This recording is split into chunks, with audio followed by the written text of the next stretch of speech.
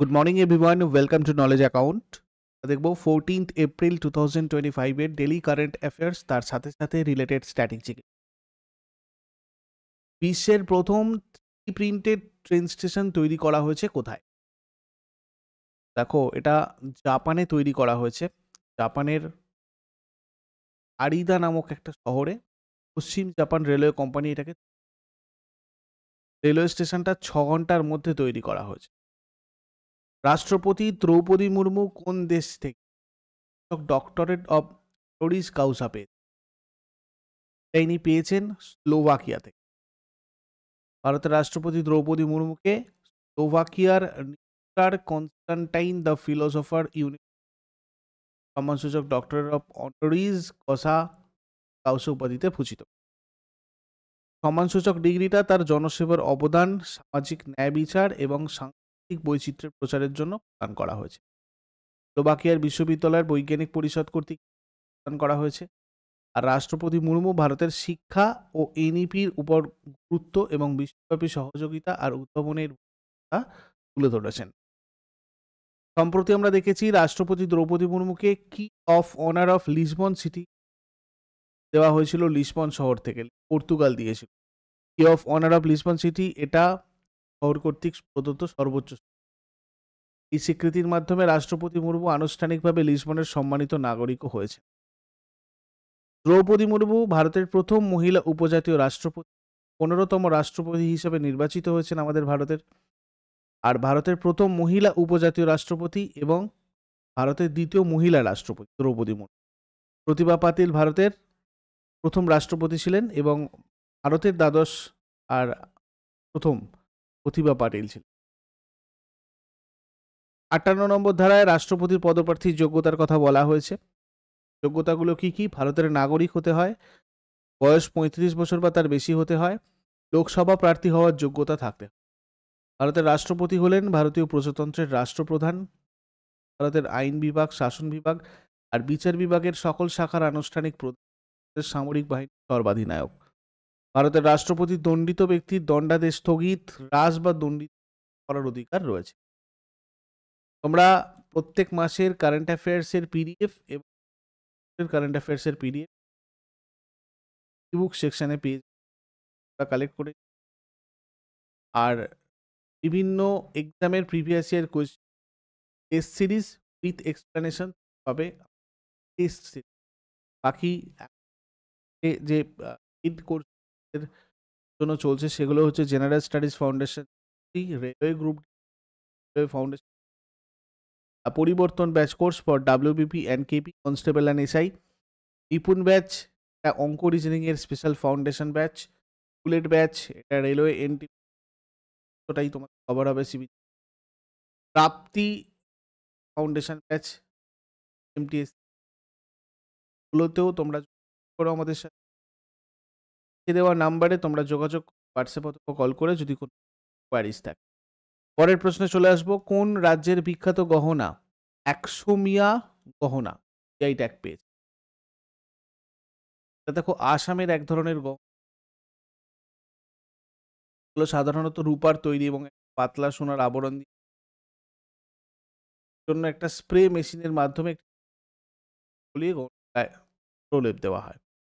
পদ্ধতিটাকে বলা হয় সোনাপানি চারোয়া। অসমীয়া গহনার আকৃতি বা নকশা এবং অসমীয়া বাদ্যযন্ত্রের আকৃতি দ্বারা অনুপ্রাণিত হয়। এই অলঙ্কারের কাঠামোতে সাধারণত সোনা এবং রূপা দুরকমই ব্যবহার করে। আর ঐতিহ্যবাহী অসমীয়া গহনাগুলো উজ্জ্বল লাল পাথর, রুবি বা মিনার দিয়ে সাজানো থাকে। তারপরে বিশু ভারতের নিচের কোন রাজ্যের খুব বিখ্যাত উৎসবগুলির মধ্যে? কেরালার খুব বিখ্যাত উৎসবগুলির মধ্যে একটি হচ্ছে বিশু। একটা হিন্দু উৎসব, কেরালার মালায়ালিদের চুতিসি নববর্ষ এবং ফসল কাটার উৎসব হিসেবে পালিত হয়। এই উৎসবটা মালায়ালাম ক্যালেন্ডারের মেদাম মাসে অনেক আড়ম্বর আর উৎসাহ সহকারে পালিত হয়। কেরালা ছাড়াও বেঙ্গালোর, তুলুনাদু এবং উদুপির মতো প্রতিবেশী অঞ্চলে এই উৎসব উদযাপিত হয়। বিশুকে আতশবাজি এবং আলোর উৎসবও বলা হয়, কারণ উদযাপনের মধ্যে আতশবাজি ফাটানোটা কথিত আছে বিশুর দিনে কৃষ্ণ রাক্ষস নরকাসুরকে বধ করেছিলেন। আর এটা ভগবান বিষ্ণুকে উৎসর্গ করে করা হয় এই উৎসবটা। ভগবান এবং ভগবান কৃষ্ণের উপাসনা করে উদযাপিত হয়। তারপরে আইপিএল ইতিহাসে 1000টি বাউন্ডারি করা প্রথম খেলোয়াড় কে? বিরাট কোহলি। আইপিএল ইতিহাসে 1000টি বাউন্ডারি করা প্রথম খেলোয়াড় বিরাট কোহলি। আইপিএল ইতিহাসের প্রথম খেলোয়াড় হিসাবে 1000টি বাউন্ডারি বাউন্ডারি করেছেন আর কি।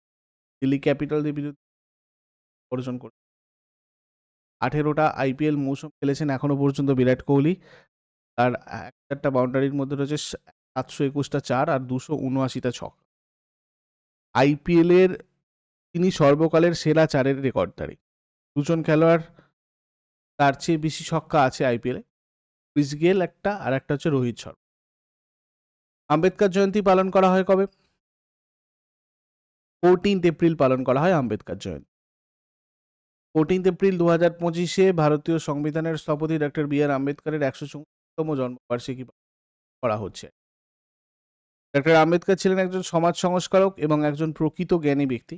তিনি সমাজের হতাশাগ্রস্ত শ্রেণীকে সমাজের উপরের স্তরে উন্নীত করার জন্য 13 এপ্রিল 2022-এ তামিলনাড়ুর মুখ্যমন্ত্রী এম.কে. স্ট্যালিন সংবিধানের 110 ধারার অধীনে বিধানসভায় একটি ঘোষণা ডক্টর বি.আর. আম্বেদকরের জন্মবার্ষিকী তার রাজ্যের সমতা দিবস হিসাবে পালন করা হবে, এটা ঘোষণা। ডক্টর আম্বেদকর ছিলেন ভারতের সংবিধানের নেপথ্য নির্মাতা।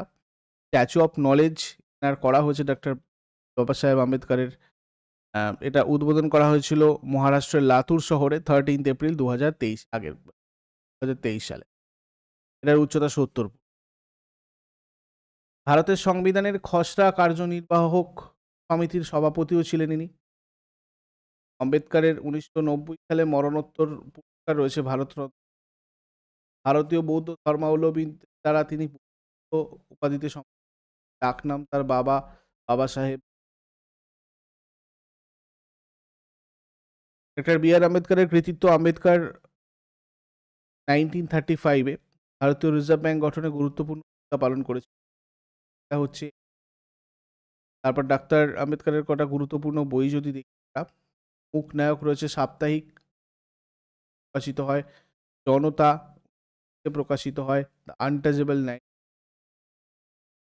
Buddha or Karl Marx 1950। Bharat বৈজ্ঞানিক গবেষণার ক্ষেত্রে সহযোগিতা অফ আন্ডারস্ট্যান্ডিং, এটা করেছে ইতালির সাথে। ভারত আর ইটালি 11 এপ্রিল 2025-এ বৈজ্ঞানিক গবেষণার ক্ষেত্রে সহযোগিতার জন্য মেমোরান্ডাম অফ আন্ডারস্ট্যান্ডিংটা স্বাক্ষর করে। ইতালির বিশ্ববিদ্যালয় এবং গবেষণা মন্ত্রী মিস আনা মারিয়া বার্নিনি ভারত সফরের সময় এই স্মারক স্বাক্ষরিত। কোয়ান্টাম প্রযুক্তি, কৃত্রিম বুদ্ধিমত্তা, বায়োটেকনোলজি, অন্যান্য উদীয়মান সেক্টরে সহযোগ। তারপরে উগাড়ি কোন রাজ্যে নববর্ষের দিন হিসাবে পালিত হয়? অন্ধ্রপ্রদেশ, তেলেঙ্গানা এবং কর্ণাটক। উগাড়ি ভারতের অন্ধ্রপ্রদেশ, তেলেঙ্গানা এবং কর্ণাটক রাজ্যের নববর্ষের। এই অঞ্চলে হিন্দু চন্দ্র ক্যালেন্ডার মাসের চৈত্রের প্রথম পালিত হয়। মধ্যপ্রদেশ রাজ্য সরকার কোন জেলায় একটি নতুন বন্যপ্রাণী অভয়ারণ্য ঘোষণা? সাগর জেলায় মধ্যপ্রদেশ রাজ্য সরকার নতুন বন্যপ্রাণী অভয়ারণ্য ঘোষণা। ডক্টর ভীমরাও আম্বেদকর অভিযান নামে অভয়ারণ্যটা আনুষ্ঠানিকভাবে ডক্টর বি.আর. আম্বেদকরের 134তম জন্মবার্ষিকীর আগে ঘোষণা করা হয়েছে।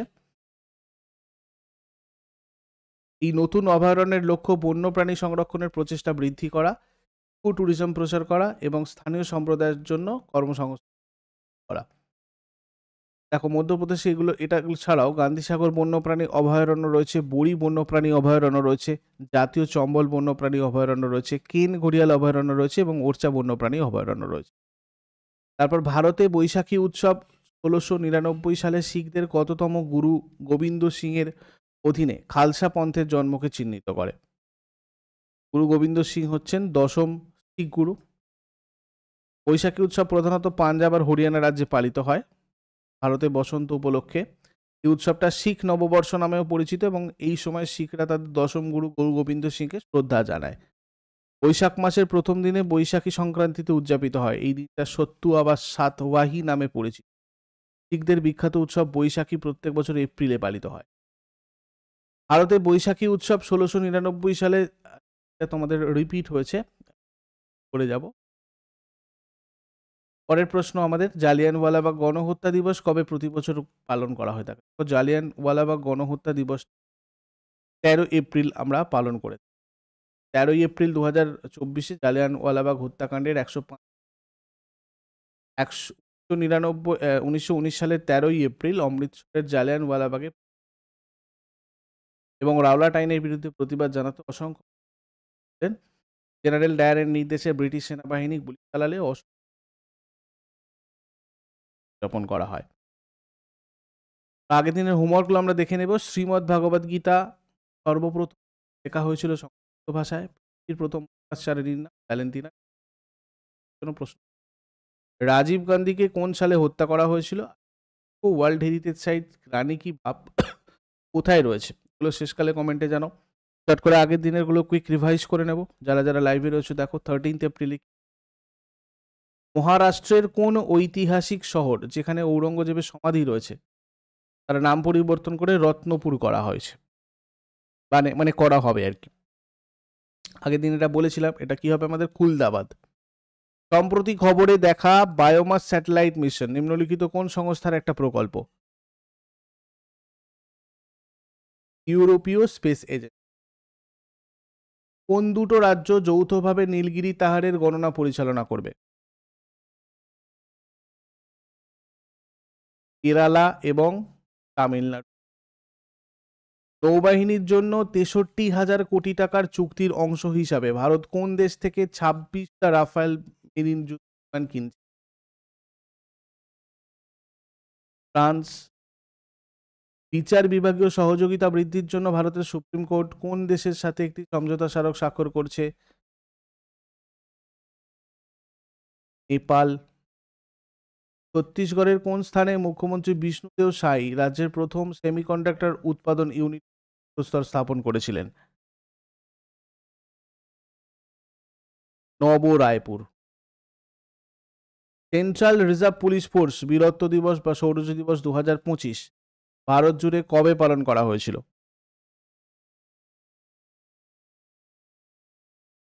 9 এপ্রিল 2025।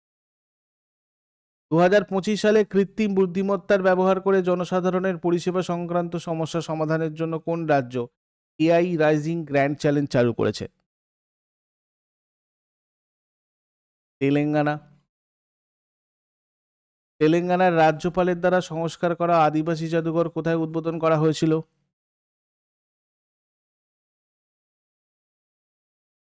ওয়ারাঙ্গাল। অল ইন্ডিয়া অপথ্যালমোলজিক্যাল সোসাইটির সহ-সভাপতি হিসাবে কে নির্বাচিত হয়েছেন? ডক্টর মোহন রাজন। এগুলো ছিল তোমাদের আগের দিনের প্রশ্ন। ইউজ বলে মনে হলে লাইক করো, শেয়ার করো, কমেন্ট। সকাল 6টা কারেন্ট অ্যাফেয়ার্সের আপডেটের জন্য নলেজ অ্যাকাউন্টকে সাবস্ক্রাইব করে বেল আইকন করে অলে click. Thank you so much, take care, have a great day.